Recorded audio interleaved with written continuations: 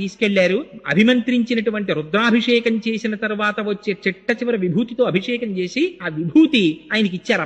Upper నోట్లో వేసుకున్నారంతే ఆ శూలవ్యాధి పోయింది. ఆయన అపారమైన శివభక్తుడైపోయి పత్తికాలు పాడారు. పాడుతుంటే ఈ విషయం జైనులకి తెలిసి మా దగ్గర నేర్చుకున్న మంత్రములతోటే శూలవ్యాధి పోగొట్టుకుని అవి శైవ మంత్రముల చేత తగ్గించుకున్నానని ప్రచారం చేస్తున్నాడు మహాప్రభు.